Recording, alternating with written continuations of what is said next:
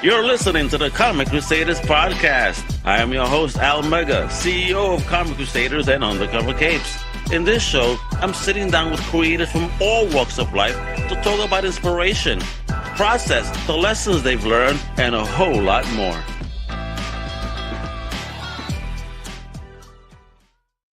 Oh, yeah, baby. You know what time it is. It's your boy, Al Mega, coming at you straight from Comic Crusaders HQ with this high-octane, comic-loving, creators celebrating energy, you know, and love.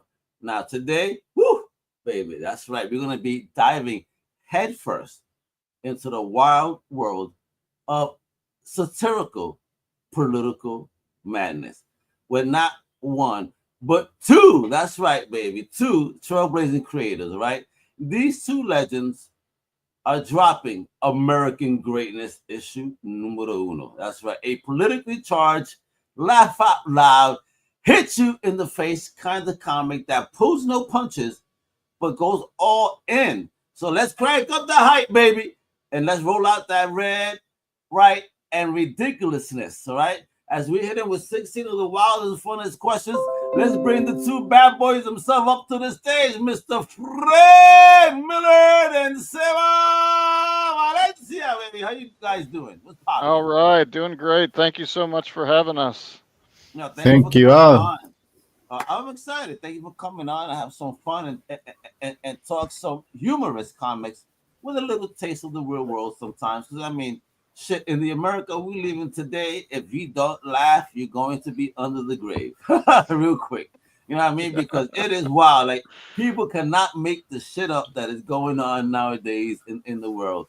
And it's like, listen, when I was a kid, yeah, things were maybe crazy. You would say, huh? But now it's like, whoa, what the hell? so, you know, thank you for writing books that find the humor in all this madness. I'll tell you that much. You know, I appreciate that. So Thank you so much. Let's get it. Yeah, I mean, my platform is not political, but you know, but let's get politically fun. You know what I mean? Okay. So let's get into that moment where you said, okay, we need to make American greatness. What sparked this mad genius idea? Well, I had a dream. Well, literally, I had a dream. I woke up. Miller I had a dream. Martin dream. Luther King. I had a dream, and I made it come. It was not that. It was not that kind of dream, unfortunately. But I did have a dream, and I had a dream that there was this giant monster version of the president. This dream occurred while the president was out of power in our, little 4 years of brief, pleasant Trump-free period. I had this dream that this was this giant monster that looked like Trump, and people were just obsessed with this monster and following it around. It didn't matter what it did. It didn't matter if it crushed a church. It didn't matter if destroyed a school. It didn't matter if it stomped all over a cemetery. People were just obsessed with it, and they would cheer anything it did. It didn't matter. And I thought about it for a long time, and I thought that the visuals of that were so sort of crazy, and I thought such an interesting representation of the times we live in. That because this is no subtle satire, this is no hidden message, where I'm trying to sneak in some ideas that to people that otherwise might not hear. This is pretty in your face. This is pretty obvious what the story that I'm trying to tell. But it was so vivid in my mind that I felt like I had to see what it would look like. And you shouldn't be afraid to tell your story. I'll tell you that much. Of course. Give them to them as you see it and be straightforward. Because I hate the shit that's sneaky. Let me give this sneaky hidden message. No, I got something to say, and here the F it is. Fred, you are the man. Thank you. And Thank you, right, man. and so being brave enough. So first I wrote the story because I've written novels before. I've never written a comic book, but first I wrote it as a novel. Were you a comic book fan prior? Oh yeah, I've been reading comic books a long time. Since I was a kid. what What's was that? it? How did you get introduced to comics? What was the first Well, thing that you saw and said, "Oh shit, okay, I like this." my brother was into it before my older brother, and I think the first thing he showed me, I was probably a teenager, was Preacher. I think Oh, preach! uh, Oh, wow, Preacher. that's a Maybe it good was it one. was either Preacher or Transmetropolitan. Those are the two. Uh, Side of Jerusalem. Fuck yeah, a- bro. Let's go. and Transmetropolitan is the one that still sticks with me. That's my favorite comic of all time, comic series of all time. Well, And I I guess it shows in your storytelling because I mean, my man Spider in that he was yeah. no holds barred writer. Oh yeah, he was a truth teller. Yeah, yeah, and I like superhero comics too. I've read a lot of X-Men and Spider-Man and Batman and Captain America. And but the unusual, the off the wall comics like Transmetropolitan Saga is one that I'm enjoying now. Well, Brian, okay, Um, well, yeah, bro. and it's a great way to tell stories. It's not, I don't think it's better than novels, but it's not worse than novels. It's just a different way to tell stories that I think it can be really fun, really creative, and I really enjoy it. And so I wanted to try to see, since this is such a visual idea, I wanted to try to see what it would look like. And since I'm no artist, I had to find an artist, and I started to reach out on Reddit, And and there that's we how I go, man. found. You beat me Right. to the punch, Fred. I was gonna ask, because I was gonna say this is a dynamic duo right here. Wherepa? So I needed to know the story of the promance, as I like to call it. So how did Well, you guys connect and meet? well, there's a subreddit for comic writers to connect with artists. I don't remember what Yeah. that's called, and I just posted that I had a project that I was looking, and I got probably 50 different replies, 50 different messages from people saying, "Here's my portfolio, come check it out," and there were a lot of great artists, but there were only a few that I thought really fit. Their portfolios fit, I thought, my story. And I also shared it with my brother. I narrowed it down to a list about 5 or 10, and I knew, at the time, I knew Seb was my favorite already. Woohoo! But my brother is even more of a comic reader than I am. He reads comics, probably 10 times as much as I do. And I sent him. I said, these are the comic artists I'm considering. I sent him the 10 websites with the portfolios. Which one do you think is best? And he came. I didn't tell him I liked Seb best. I just said, which Yeah, one do you think is best? And he said, oh, this one's the best. Seb is the best. And so we nice, both picked out of those 10 that Seb was the best, is going to fit the story nice. the best. And so it was an easy decision. Así So fue, Seb, what said. you can talk about? Was it that Well, easy, said? Así fue de fácil. I mean, was it that easy when, I, when I, you guys I, met? I didn't know that part of the story. And wait, and guys, I want to say this too. This is the first time that these guys actually look at one another in the eyes Yeah, for the camera screen. Yes. In the right. green Yeah, room, I heard them say, "Oh my God! Well, hello. This is nice seeing you." I'm like, what? I'm like hearing this in the back. I'm like, oh my God! I'm seeing the development of the visual romance, but I like to hear the professional soul. Okay, so what was about his project, Seb, that made you want to try out and say, oh, okay, this is interesting? I usually look for new projects, and when I saw the Andy post on Reddit, I think this is maybe a political comic. I'm not sure how can may affect me as a aspiring comic book artist. But Yeah, I realized that I already participated in other political comics. I was colorist for Always Punch Nazis for many stories and letterer, and I drew a graphic novel in the past about a kind of fable about Holocaust. So I I did. O you sea, already I dived mean, in, I bro. mean, I think well, I'm here now, so But if you did a let's do it. Holocaust comic book, like you could do anything. Because if you were able to do that and you stood standing after that, like yeah, that's Yeah, also a very touchy subject to yes, harm. and that's correct. And if we think more about the politics in comics, I think almost everything is politics in a way, maybe more or less, but um, we may not be. We do not have fear about this kind of topics, because we, as artists, as writers, we need some liberty, some freedom to create and feel comfortable with that. That's my opinion. We You're don't know right. You're right. nothing wrong. We don't know nothing illegal, nothing wrong. Just create stories. You follow the instructions sometimes. That's all. And you're feeling the story. This is how I see how these words are being translated. Yeah.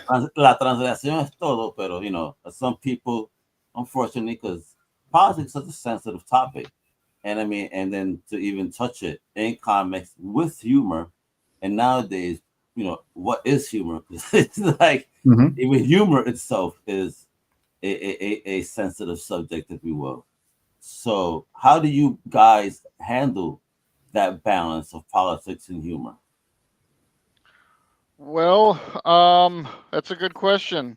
I mean, because the first goal of a story like this is to be funny. You know, Absolutely the is. it's it's if it's not funny, it doesn't really matter what it says. If it's not funny, then people just won't pay much attention. So Agreed. I mean, 'cause, have you guys seen this cover? I mean, I yeah, saw this cover, man. That shit had me smiling ear to ear, bro. I was just laughing. I mean, okay, if you can't find that funny, just well, no matter what side you're on, I mean, that shit is funny. and well, that was the first thing that not the cover, but the monster. The monster was the first thing that Seb drew. Is once I had thought, okay, I really think I want to work with Seb. I It was different at first. Do you remember the first what's that? version of the first I version of the remember, monster? yeah, I remember some different versions with different physical characteristics. Yeah. What we want to what we want to lampoon and exaggerate. Because like it or not, Trump has a lot of very distinctive physical features, Hey, you and got fun with the homie. I mean, no disrespect, but I'm just saying you got you got to have a lot of fun. No disrespect, yeah, Papi. I mean, even today and they took a picture of his cankles. You know what I mean? And I was laughing because they were like, the people. I mean, they're like, yo, is he one of the lizard people?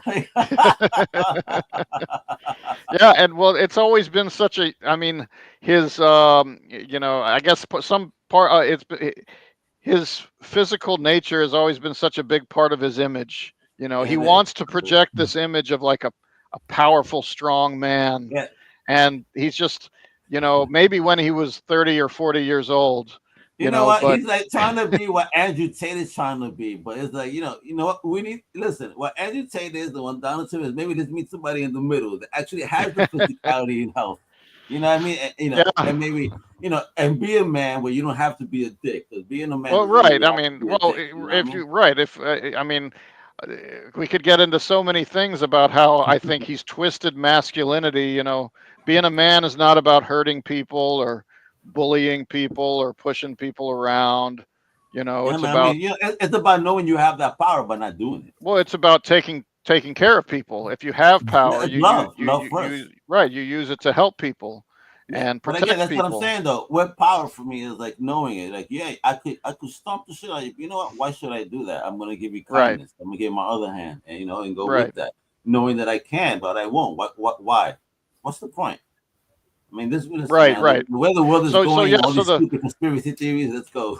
like, Mm. peace, please, yeah. gente. Jesus, the aliens are So coming. so the The first real ones. Right. So the first thing Seb drew was his ideas about the monster, and he had a few different ideas. We probably went through 5 or 10 sketches of what the shape of the monster, and then we refined some of the features. I needed his hands should be smaller, and his head should be bigger, and then about what we started to talk about the colors of the hair and the fur and all that kind of thing. So that was a lot of fun. I hope Yeah. Seb enjoyed it as much as I did. Yes, that was, I remember different sketches from different versions of the cover, and with the monster in the Grand Canyon, yeah. and this one with in the Parasite, and I can remember the others. Yeah. If we do more issues, we're going to use some of those cover ideas. You know Once what? we do more issues, that's right. Yeah, I don't want to exactly. I don't want to know if. I mean, look at the beauty of this book, because when you see, let me get this out of there for a moment. Look at how gorgeous these interiors. Look at these colors. Look at this lettering. So I need to know here, what's the kind of tone here? Is it South Park Savage? Is it Colbert Report? Stephen Colbert type of slick? Like, where does American greatness fall on the satire spectrum? Well, I mean, in a way, the only fantastical or unbelievable thing is the monster. Everything else, just about in the book, is essentially what people have already done, how people have already been Oh wow! reacting to Trump, how the media has reacted, how, other politicians have, essentially given up any of their spine and just, bowed their heads. And even if they were, before he was president, even if they were talking about how terrible he was, so Yeah, I see that out of the game. Look, I'm not gonna just blame him. I see even more factors oh involved. yeah, It's right. So crazy, because the the, you the know. the the It's funny, I just mean, I think the monster is of course a big part of the story, but just as big a part of the story is how does America react to this monster? How Yeah, does the media react to the monster? How do other there is no politicians react monster. to the There's monster? not. There yes, is no monster. What do you mean? and and right, I can't wait to tell the rest of the story because this is just issue one, but it's going to get into, there's going to be the monster might start to spread a disease, Yeah, I don't know. and Like I don't know. I've already started to talk with Seb about a second monster who's probably going to be called Elmo, and how is that second Ah, monster but going to react are with you the first are you monster? telling me that yesterday's speech inspired you, bro? I got hacked, he and says. Holy shit, bro. Man, Elmo's well, getting hacked. What's going on with well, the I'm world? thinking. I don't know if you've seen this, Al, but a lot of people call a certain tech billionaire Elmo. His nickname is Elmo, and that's the second monster is going to be based on a certain tech billionaire who's been in the news a lot. I used to So do that for my kid. I used to do a good impression. Like, yeah, I used to have fun. I used to do it better, man. And I've been smoking too much. But yeah, who is your letterer? Because let me tell you, I'm staring at this page. There is so much story. yeah. I mean, if this ain't Vance, I don't know who it is, but Well, that's Vance. Yeah, no, it's all Seb. I mean, it's a version. It's a version of yes, JD it's the Vance. Seb. version. This is Seb, tú tienes una mano talentuosa, papi. What is going? Yo, talk Thank about the you. inspiration on these pages. And ¿quién es el que está haciendo las letras? ¿Eres tú? Who's doing this? You, Yeah, yes, I did it. bro. Diablo, The bro. You're a great artwork, the letterer, color, man. and the letters. Bro, yeah, well, great lettering, great It was job. very challenging because there is a lot of dialogue. yeah. It is. I know. That's what This I'm saying. Like, and you this really, it put it in the right places for your art. Yeah, this Yes, being my first comic, I was worried. Is this going to be too much dialogue? Just because Eh, dialogue is so important to the story. It is, and I hear that a lot from. I've spoken to a lot of creators that came from the world of novels, stepping into comics, and that's the first thing they tell me when they give it to an editor. The editor's like, whoa, wait a minute, yo, what are you doing? Chop this down a little bit. Wait a minute, this is what you need to do. But I guess Seth is smart enough to know how to work with someone like you in the world. It's Yeah. great. Well, and Seth, and it's not all dialogue. I think you can see in some of the other pages, we really mix it up where there's these just great visual, backdrops and big sort of landscape scenes, and sometimes the action is in the background. This guy telling the story about why he loves the monster, and we're seeing the story behind it, behind him of what actually happened. It's got his version and then what really happened in the background. And Gotcha. So it got the sweet story and the truth. right. I did. So said, I know you're not from out here. You got this work. How do you like get inspired? What inspires you to turn his words into this art? Whoa.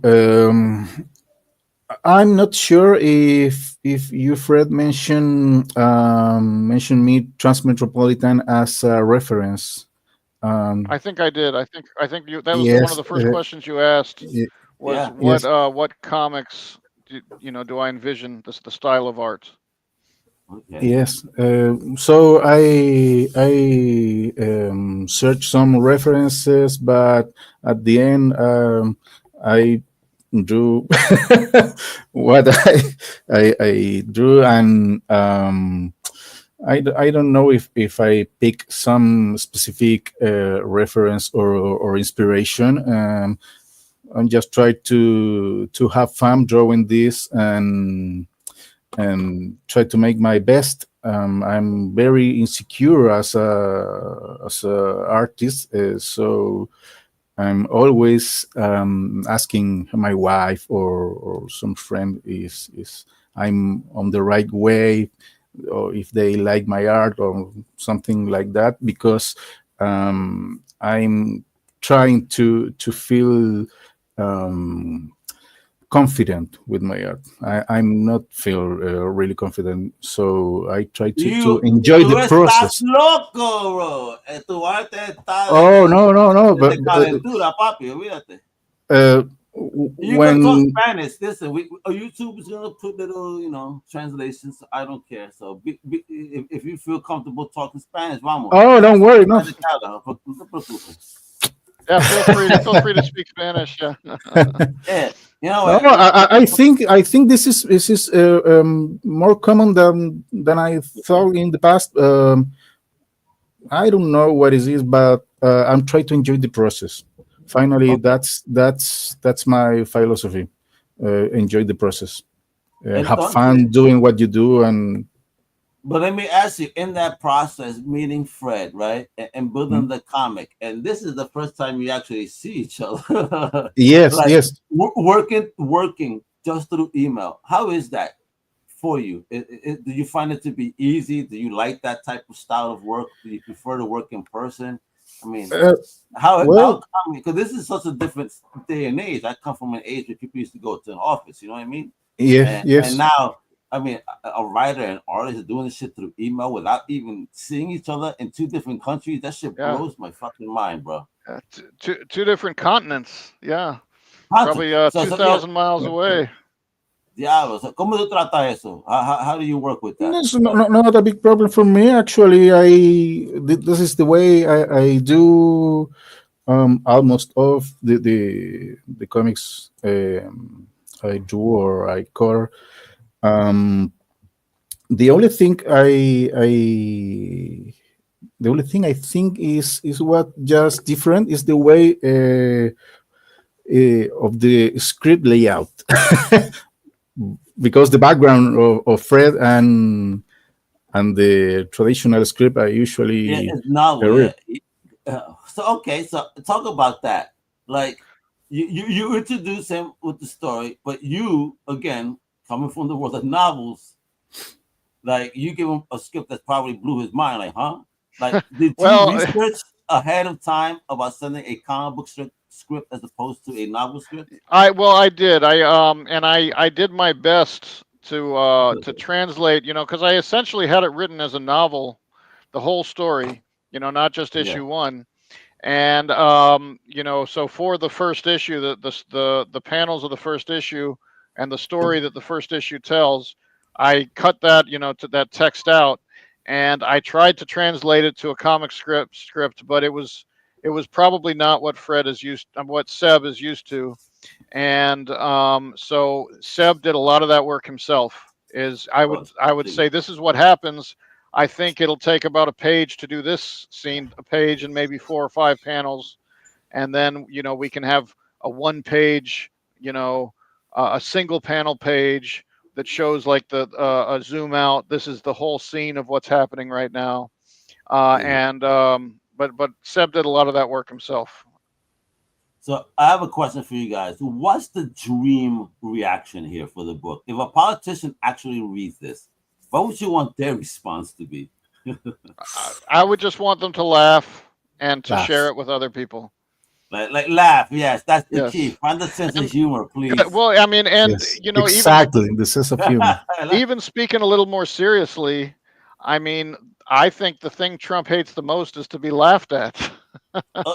It is true, and these politicians take themselves a little bit too seriously, right? Yeah, and that's all of them. And I think that is one of the powers that the people have, is we can laugh at the people who deserve it, who are behaving in a absurd manner, and we should laugh. I mean, sometimes maybe we laugh so we don't cry, but we can still laugh.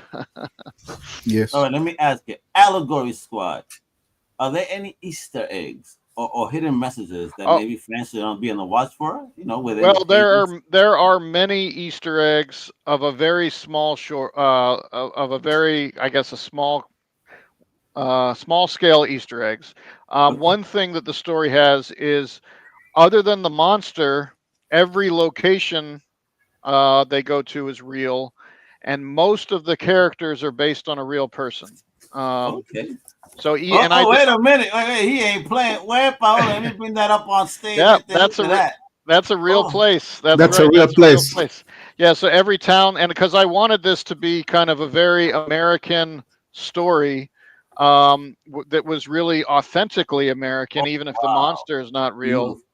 And so I found these, because the monster takes a journey. It takes a journey that starts in Ohio, and goes south. And I won't tell you exactly where he ends up, because that'll be one of the big secrets, right? Exactly, of the last issue.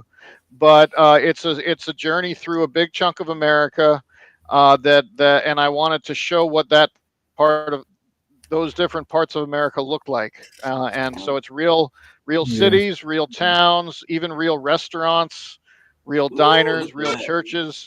So it was a lot of research to find these places that the monster would go, and the characters would follow, to see what the monster is doing. Yo, bro, you found a Boston Seb. Let me see that cover again. Put that on the screen. Show people how sexy that book looks. Show them that book. Show the cover again. Oh, show that cover. Look at that. Show the back cover. Show people what sexy is. Look at that. Wepa. Look at that. That's a nice looking book, man. For real. Well, thank you. Dope. I love it. And look, he's all proud looking through it. This is a kind of road story or something like that. Right.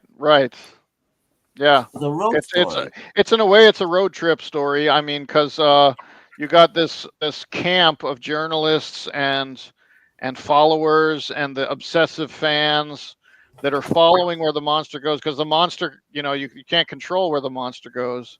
So they're just following where the monster goes, and they're interviewing the people, the local people, as the monster passes through, and seeing what the monster is trying to do. But even more importantly, what do the people think that the monster is trying to do? What do they think about why it's here, and what its purpose is and what it represents? And people reactions. Hold on. I love this panel. Oh man, I think if you're watching a lot of TikTok with those guys that eat the food that makes them throw up. Well, and speaking of that, right? I should probably mention that this story is not really for children. That it does have some what you call R-rated humor. And that really, it's purposeful. It's not meant to be, just to be shocking. it's really meant to represent a lot of the really disgusting things that have happened and that are still happening in a Yeah, more I get sort it, of man. visceral and visual way. Is that, that feelings, sometimes we should feel sick about things, you You're know. right. Yeah, we should. I mean, we're all Americans. As Americans, we need to feel a type of way, and and if there's an injustice that we feel, yeah, we Right, should stand up. I mean, I don't understand then what the term "power to the people" means. Then, if we have no power, right? So we right, better right, have the power to stand up and not be afraid to use it. Just right, remember, right, we the people, right, baby? Let's go. exactly.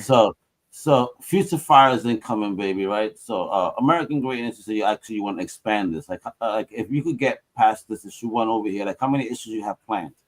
Well, I originally thought 6. It might be 7, just because I have the opportunity to. I have the story written, but I have the opportunity to adjust the story to what's really happening out there in the world. Yeah. Originally there was no, that because I had first written it, started to write it 2 years ago or more.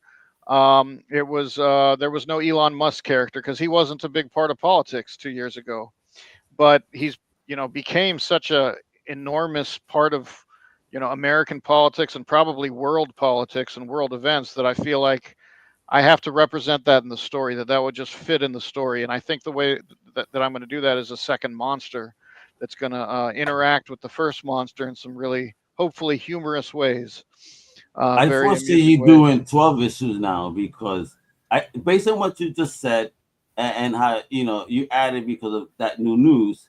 I think every 3 months you're gonna be able to add a new issue. Right. Well, I have a definite end point. Now I don't know how that'll mesh with what's going on in the real world, but the story has an ending that I think fits very well, that I hope I can get to, and I hope Seb will be able to do the All art right. for. So So let's talk about that with Seb, because have you ever like you sent them a joke and you guys and he said or one of the others said, okay, wait, I think this is a little bit too crazy. You got to calm down. Has that happened in the story, or is it like total creative freedom? I don't give a shit. The story is the story. Um, mm, ¿Te viste como miedo de dibujar algo, decir, no, esto está un poquito pasado, no sé, de uh, sentirte incómodo en cualquier no, un no, momento, no, no, ¿no? no, not at all, not at all. Maybe the last panel is kind the of last shocking, page. but not too much. Um, I did things more Crazy. um, crazy, yeah. But So again, this no, no, politics is a I think this is more funny, good, situation that good. That's what I want to hear, conceptually shocking, but at the end is funny. and that's what matters to me. It's about making them laugh because if we don't laugh at ourselves again, then we're stuck up. You have to laugh, and humor is Right. important. Yes, And that's why I asked this question because I want to know is like you're definitely going for humor. You're not trying to hurt nobody. You want to make people laugh because in Right. this at this moment in time we need to laugh. Oh yeah. yes. Actually, I think I don't know if you, Fred, share the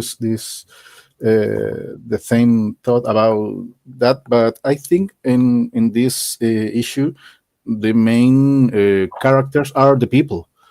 people opinion, or people expression. I try Yeah. to exaggerate a little bit the expression to emphasize that. Yeah.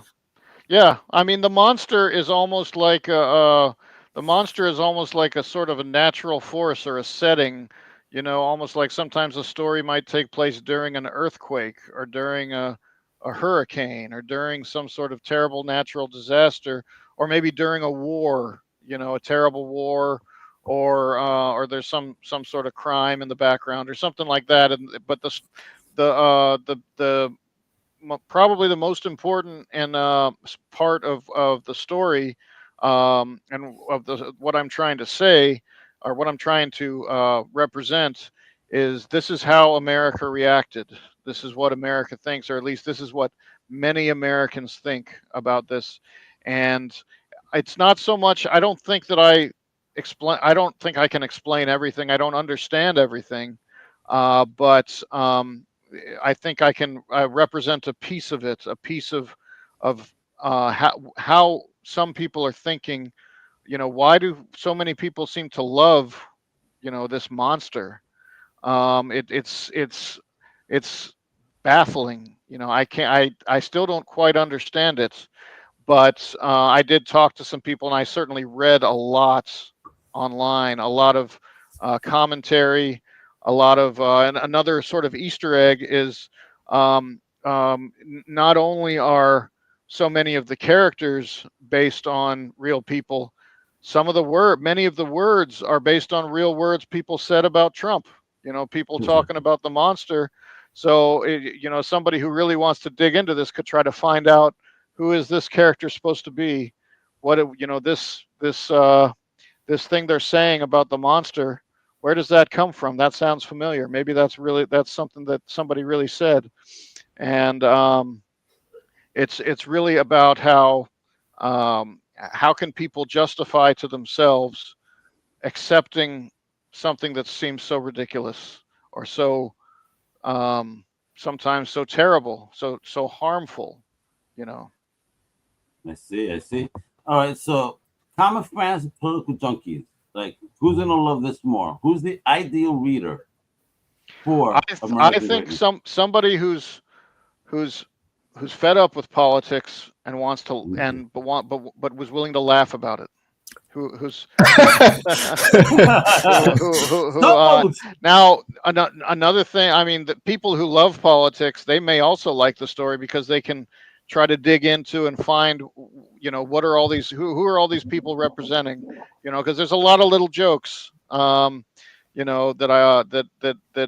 the astute, people who are really into politics or really into geography, people who live in these places, they might enjoy seeing, oh, that's the diner I go to every morning for breakfast, or that's the road that goes right by my house.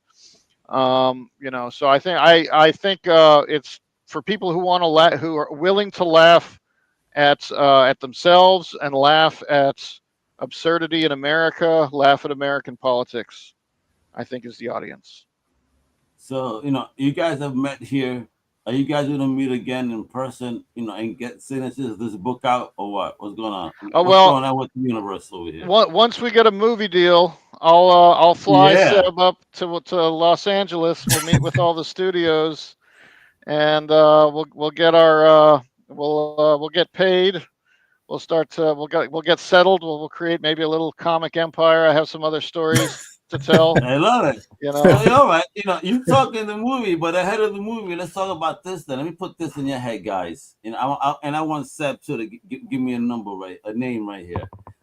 Red, White, and Righteous. Right. So if American Greatness had a theme song, what would it be, and who's singing it? Oh wow, theme song. That's a tough one. I don't know. When you pitch it, you gotta have some music behind you when you pitching this baby. So what's the theme song behind American Greatness, baby? This Is America by Childish Gambino. Whoa. And you know what? When you pitch it, you need to be dancing like Ken, be shirtless and doing the dance, bro. Let's go, kid. I love it. So, guys, man, kidding aside, are you going to be making any appearances anywhere? Because it is convention season, outside of the project. Are you guys going to do anything in your respective places for this year? I am brand new to all of this. So I am still, figuring out how to even, who to ask even to be involved in things like that. So I certainly hope to. I hope to maybe try some other podcasts. I was pleased to see that there was a write-up on my comic on Bleeding Cool last week. Nice. And there was a review that someone did. I forget the website name last week. But it's a lot of fumbling. I'm sending a lot of emails. I'm making a lot of phone calls. I've been to comic book stores, and they've been very, a lot of the stores have been very gracious here and in some other cities. I'm going to give you a name after we go of a comic shop here in Massachusetts that loves indie. They probably would love to host that con. And we have here on screen. Thank you for watching on YouTube, Millard. Says this comic sounds great. Can't wait to read it. This perspective is needed. Thank you so much. Yes, I agree. 100,000%. You know, we need fun back in comics and positive humor because again, we need to kind of chill a little bit, you know, and use humor as a way to kind of, as you said, show off the ridiculousness of some of the shit that's going on. Because when you laugh at it, but you know what? That's true. And then you really think about it. Like, you know what? That shit shouldn't be funny. You know what I mean? Yes. Wait a minute. Why the fuck am I laughing at this? It should not be funny. Right. And I dig that, you know, humor is such a wonderful way to really kind of tackle shit sometimes, and I dig that. So Seb, what about you? You gonna make any apariencia? Where you at right now? ¿Qué país? Chile, right now. Chile. So Santiago de Chile. Is there a Chile Comic Con that Valencia is gonna be going to? Okay, what's going on? Well, I participated in Comic Con. In pandemics, remotely. Oh, that was the last time. So you don't do comic book stuff over there in Chile? If I do comic stuff here? Yeah, I mean, ¿cómo es la comunidad de las okay, the community. Como oportunidad de las convenciones, tiendas donde puede ser firmada del libro, ¿tú haces cosas así o no? It's very active in the last years. I'm not very active with the community here because you're too busy to be active. I'm busy, but I'm always working with different indie creators in the USA. Sí. So my partners here are working in local projects, and I don't have anything to share with the people not here. Yet. Oh, you gotta get some books. So we gotta some books to sell, man. I have a lot of books in English. So the people here speak Spanish. ¿Tú no puedes traducirlo en español allá?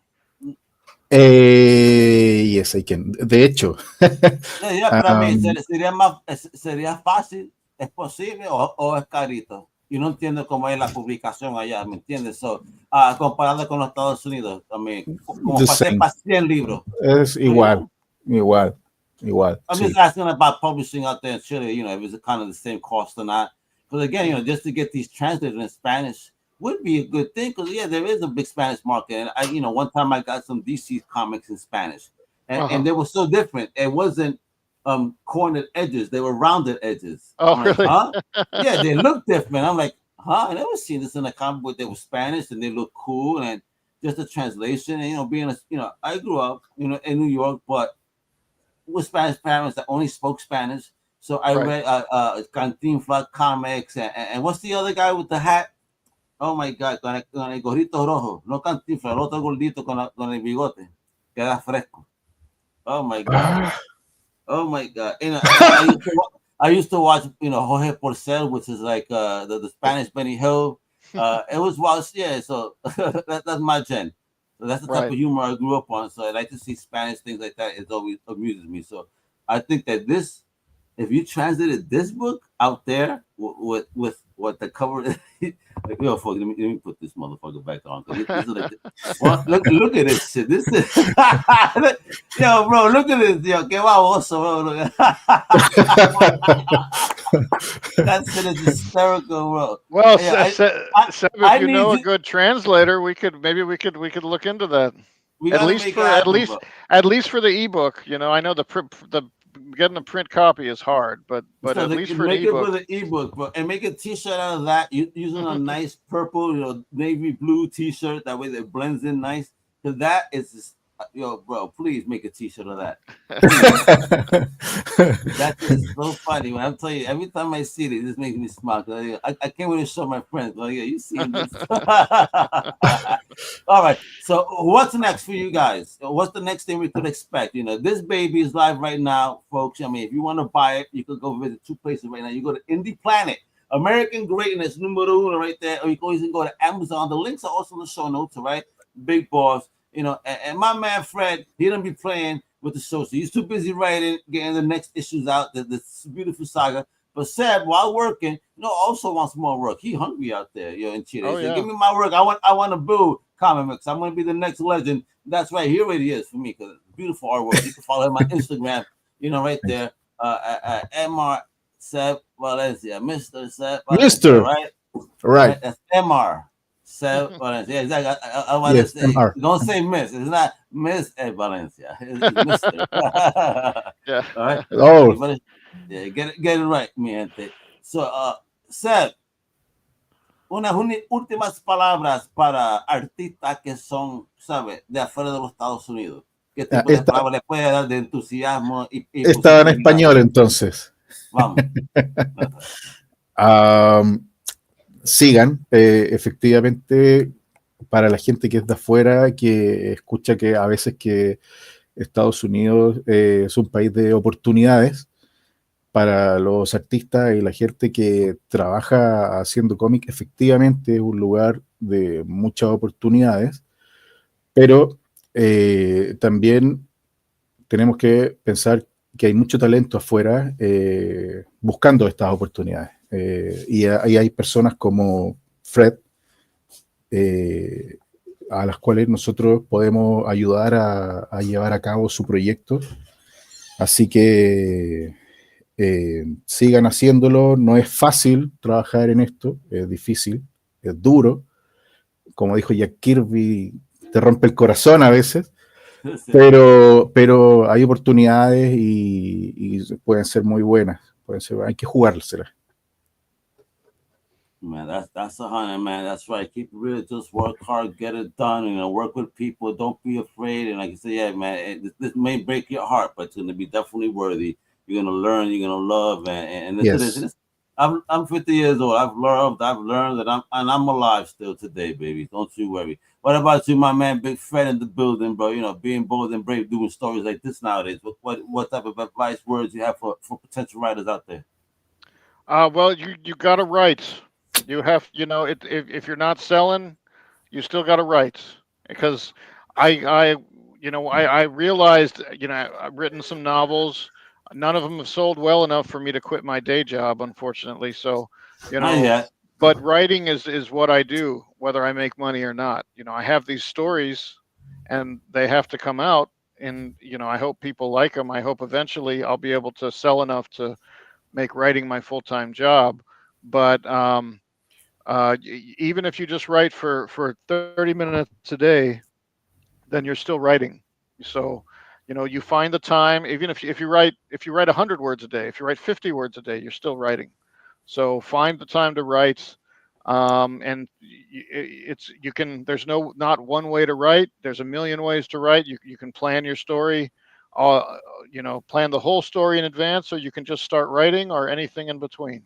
So the most important thing is just to write and put your ideas on paper or onto a computer or on your phone or into a voice recorder, however you got to do it, write. Yeah, absolutely. Do it!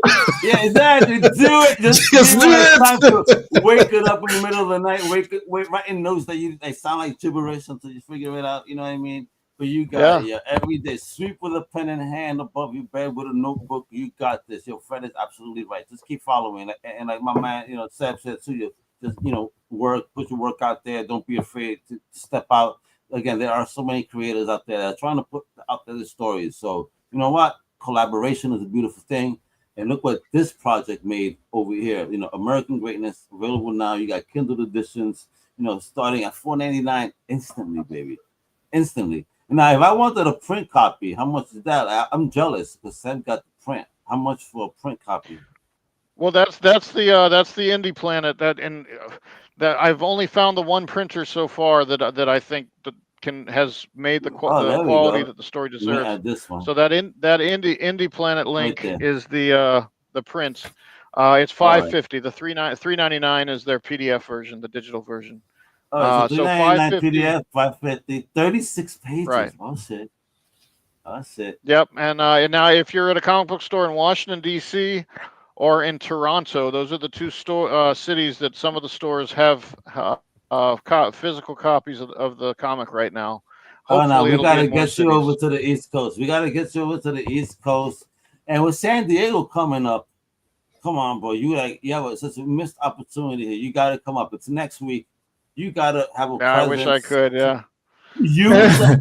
Use the San Diego Comic-Con hashtag as promo for the book. Oh, okay. Trust. I will. Add that, and you're gonna get a lot of eyes on it. Trust me on this. This is some advice for you. Use that hashtag SDCC and the SDCC 2025 hashtags.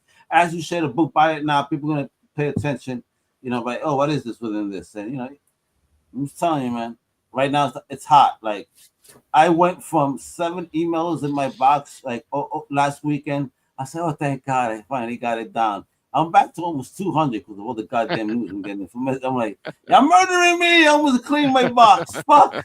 But it's a fun time. There's a lot of wonderful creators I'm going to be seeing and talking to folks. So I can't wait to share that live. I wish you guys were going there so I could see you guys. But again, all in due time. Right.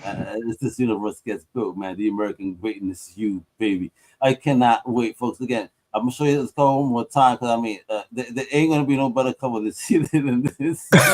Oh my God! This is just fucking, bro. Look at his nipples, everything, bro. Diablo. That shit is horrible, bro.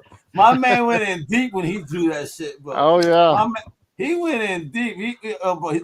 So Sam, are you trying to show me a more horrible picture of this? Me voy a enseñar algo más peor. Más cerca, no me asuste, por favor. ¿Qué está haciendo? I'm searching for this sketch.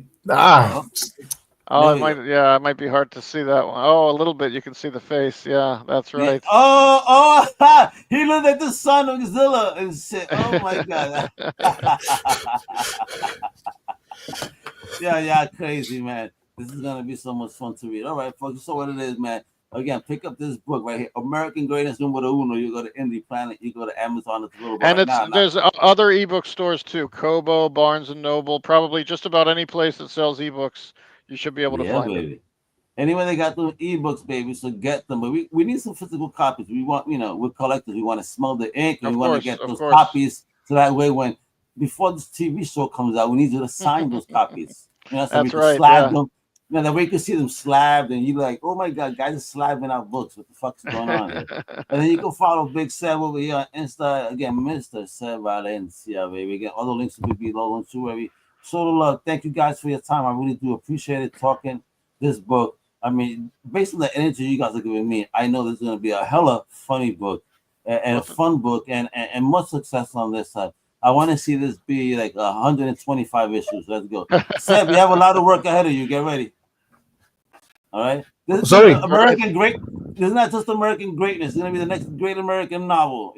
Stanley didn't get to do it, but I think my man Fred is. All right. Thank you so much, Al. Really had fun. Thank you so much. Thank you, Al. Thank you for inviting us. Oh, absolutely. Thank you for your time, yo. And I saluda a mi gente en Chile, yo. Ponte aquí, Comic Crusaders, ComicCrusaders.com. That's everywhere, baby. Check us out. All right. So all my Crusaders that were tuning in today, thank you. Those that commented, I appreciate you. Much love, man. We love you over here at Comic Crew. Y'all Crusaders are amazing. Hasta la próxima. You know what it is. Hasta la vista. Bye-bye. Thank you. Thank you for listening to the Comic Crusaders podcast. If you like the content, please subscribe and turn on notifications. Also, please visit ComicCrusaders.com and our extended podcast family over at UndercoverCapes.com. And also, make sure to download the Comic Crusaders app on the Google Play Store today.